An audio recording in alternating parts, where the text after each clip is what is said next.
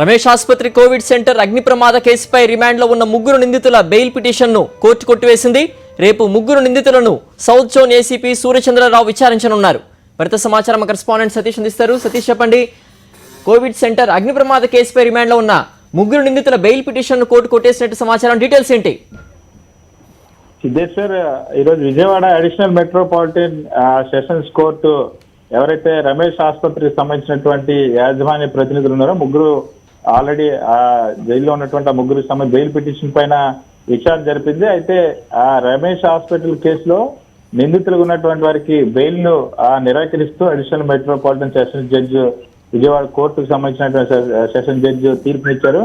ప్రధానంగా ఈ సందర్భంగా ఆ కోర్టు ఈ బెయిల్ పిటిషన్ సంబంధించిన జడ్జిమెంట్ లో కొన్ని కీలకమైనటువంటి అంశాలను ప్రస్తావించింది. మొత్తం ఈ వ్యవహారంలో బాధ్యత ఏదైతే స్వర్ణ ప్యాలెస్ ఆ ప్రమాదానికి సంబంధించి పూర్తి బాధ్యత రమేష్ ఆసుపత్రిదే అనే అంశాన్ని కోర్టు నిర్ధారించింది. ఎందుకంటే కోవిడ్ సమయంలో విదేశాల నుంచి వచ్చే వారు పెయిడ్ క్వారంటైన్ గా స్వర్ణ ప్యాలెస్ హోటల్ ను వాడారంటూ నిందితుల తరఫున న్యాయవాదులు కోర్టు దృష్టి తీసుకెళ్లారు. కోవిడ్ కేర్ సెంటర్ కోసం డిఎంఎన్హెచ్ఓ అనుమతులు కూడా ఇచ్చారని కూడా కోర్టుకి నివేదించారు. అయితే ఈ సందర్భంగా హోటల్ కనీస భద్రత పాటించారని తాము విశ్వసించామని, అన్ని రకాల అనుమతులు ఉన్నాయని నమ్మామని, ఇది హోటల్ వారి బాధ్యత అంటూ రమేష్ ఆసుపత్రి చేసినటువంటి వాదనలతో అంగీకరించలేదు.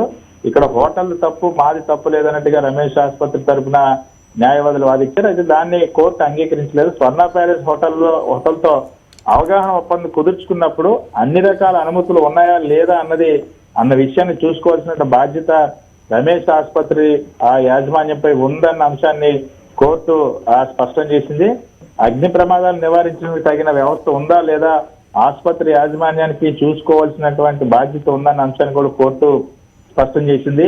ఏదైనా ఇంటికి ఇక్కడ ఒక ఉదాహరణ కూడా చెప్పింది. ఒక ఇంటికి అద్దెకు తీసుకోవాలనుకునేటప్పుడు ఏ మనిషి అయినా సగటు మనిషి అన్ని రకాలుగా చూసుకుంటారని కోర్టు గుర్తు చేసింది. కరెంటు సామాన్లు సరిగ్గా ఉన్నాయా లేవా, కనీస భద్రత సరిగ్గా ఉందా లేదా, ఇంటి నిర్మాణ పరిస్థితులు బాగున్నాయా లేదా అన్ని చూసుకుంటారని సాధారణమైన ఒక ఎగ్జాంపుల్ కూడా కోర్టు ఈ సందర్భంగా ప్రస్తావించింది. ఆసుపత్రిలో నిర్వహణలో విశేష అనుభవం ఉన్నటువంటి రమేష్ ఆసుపత్రి యాజమాన్యం స్వర్ణ ప్యాలెస్ లో 30 బెడ్ల కోవిడ్ సెంటర్ ని ప్రారంభించాలనుకునేటప్పుడు అన్ని రకాల అనుమతులు ఉన్నాయా లేవా, ఫైర్ సేఫ్టీ ఉందా లేదా చూసుకోవాల్సిన బాధ్యత లేదా అన్న అంశాన్ని చాలా స్పష్టంగా పేర్కొంది. హోటల్లో అన్ని ఉన్నాయనుకుని నమ్మి కోవిడ్ కేర్ సెంటర్ పెట్టారనడం సరికాదని ఆ కోర్టు రమేష్ ఆసుపత్రి యాజమాన్య వైఖరిని తప్పుపట్టింది. డిఎంఎన్హెచ్ఓ అనుమతి ఇచ్చారు కాబట్టి నమ్మి కోవిడ్ సెంటర్ పెట్టామంటే రమేష్ ఆసుపత్రి బాధ్యత నుండి తప్పించుకోవడానికి ప్రయత్నం చేస్తున్నా అలా తప్పించుకోలేదు అన్న అంశాన్ని కోర్టు స్పష్టం చేసింది. డిఎంఎన్హెచ్ఓ అనుమతి ఇచ్చారన్న అంశాన్ని సానుకూలతగా అడ్వాంటేజ్ గా రమేష్ ఆసుపత్రి తీసుకోవడానికి వీల్లేదని అంశాన్ని స్పష్టం చేశారు. కనీస భద్రతా నియమాలు పాటించడానికి హోటల్లో ఎలక్ట్రికల్ పనులు చేపట్టారంటూ చేసిన వాదనను కూడా సరికాదని కోర్టు ప్రస్తావించారు. హోటల్ను అప్పటికే రమేష్ ఆసుపత్రి ఆక్యుపై చేశారని, ఏదైనా జరగరాని ప్రమాదం జరిగితే అది తీవ్ర నష్టానికి దారితీస్తుందన్న విషయాన్ని రమేష్ ఆసుపత్రి ఎందుకు గుర్తించలేదు ఆ కోర్టు ప్రశ్నించింది. ఇది అత్యంత బాధ్యత రాహిత్యాన్ని కూడా కోర్టు స్పష్టం చేసింది. ఆ హోటల్ తీసుకునే ముందు అన్ని రకాలుగా ఆసుపత్రి యాజమాన్యం పరిశీలన చేసి ఉండాల్సింది. జాయింట్ కలెక్టర్ ఇచ్చిన నివేదిక అంశాలను కూడా మేము చూస్తామని, హోటల్ 40 ఫైర్ ఎగ్జాస్టర్స్ ఉండాల్సి ఉండగా కేవలం ఒకటి మాత్రమే ఉందన్న విషయాన్ని చేసి తన నివేదికలో పొందుపరిచారన్న అంశాన్ని కూడా కోర్టు స్పష్టం చేసింది. ఆటోమేటిక్ సిస్టమ్ 350 ఉండాల్సి ఉండగా కేవలం 137 మాత్రం ఉన్నాయని, వీటికి కూడా నీటి సరఫరా కనెక్షన్ లేదన్న అంశాన్ని కూడా కోర్టు స్పష్టం చేసింది. సో స్వర్ణ ప్యాలెస్ అత్యంత ఎత్తైన భవనం, దానికి ఫైర్ సర్టిఫికేట్ ఎలాంటి ప్రాజెక్ట్ సర్టిఫికేట్ కూడా లేదు అన్న అంశాన్ని కూడా కోర్టు ఈ సందర్భంగా ప్రస్తావించింది.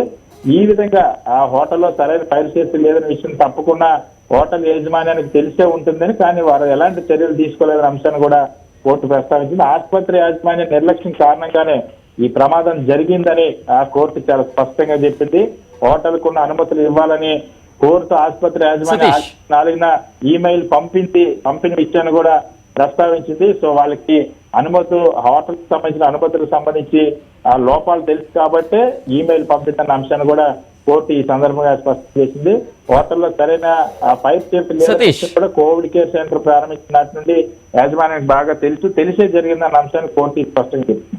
మీరు ఇదివరకు చెప్పినట్లు స్వర్ణ ప్యాలెస్ హోటల్ తో అవగాహన ఒప్పందం కుదుర్చుకున్నప్పుడు అన్ని రకాల అనుమతులు ఉన్నాయా లేవా అన్నది చూసుకోవాల్సిన బాధ్యత ఆసుపత్రి మేనేజ్మెంట్ పై ఉందంటూ కూడా మీరు ప్రస్తావించారు. అలాగే డిఎంహెచ్ఓ అనుమతి ఇచ్చారు కాబట్టి కోవిడ్ కేర్ సెంటర్ పెట్టామంటూ కూడా కోర్టుకి వారు చెప్పినటువంటి ఆ తీరును కూడా కోర్టు అంగీకరించినట్టు సమాచారం. దీనికి సంబంధించి మీరేమంటారు?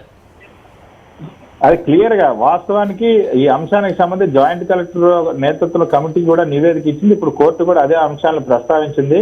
గతంలో కోవిడ్ పెయిడ్ క్వారంటైన్ సెంటర్ గా వాడిన 30 ఏళ్లుగా హోటల్ నడుస్తున్నా అందులో ఫైర్ సేఫ్టీ ఉందా లేదా అనే విషయాన్ని చూసుకోవాల్సిన బాధ్యత మాత్రం ముమ్మాటికి ఆసుపత్రి యాజమాన్యానిదే అన్న అంశాన్ని కోర్టు స్పష్టం చేసింది. అందుకనే ఆసుపత్రి డైరెక్టర్లు పిటిషనర్లు సర్వసాధారణమైనటువంటి మనుషులేమీ కాదు, కొన్నేళ్లుగా ఆసుపత్రి నడుపుతున్నారని, వారికి తగినంత అనుభవం ఉందని, కోవిడ్ కేర్ సెంటర్ నిర్వహణలో వారి పాత్రలను విస్మరించలేమన్న అంశాన్ని కూడా న్యాయస్థానం స్పష్టం చేసింది.